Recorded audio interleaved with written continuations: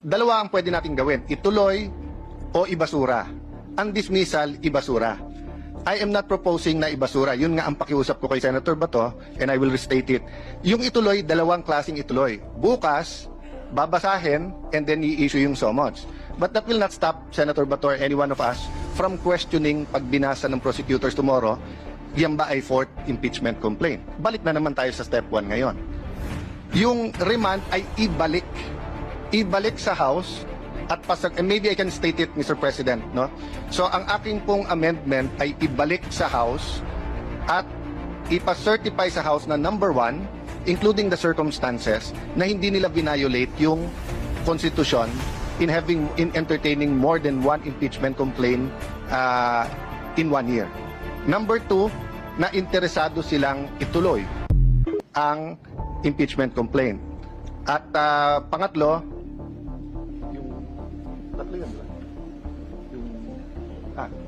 yung pangatlo, Mr. President, is really the judges noong 20th kung anong gusto nilang gawin. So nasa atin yon, hindi sa House, no?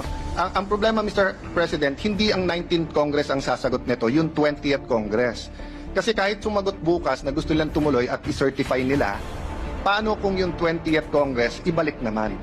So I'm open to an amendment to my amendment. I'm just saying I think there is wisdom now in not dismissing it, and there's nothing lost na ibalik ito sa Kongreso at ayusin nila yung isasubmit sa atin.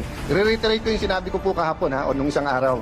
Hindi nating kasalanan na last day of session, February 5. Marami po tayong kasalanan, hindi tayo naghuhugas kamay. Pero hindi natin kasalanan na last day final, na yung pang-apat ang final, at nag-e-eleksyon habang final. So that is why there is wisdom in remanding it rather than dismissing it, or rather than ituloy natin bukas as if walang nangyari. Just a last point. I don't agree totally with Brother Robin na hindi natin ginawa yung legislative agenda, yung mga ipapasa. Pero nakita naman po natin, BICAM report na lang po .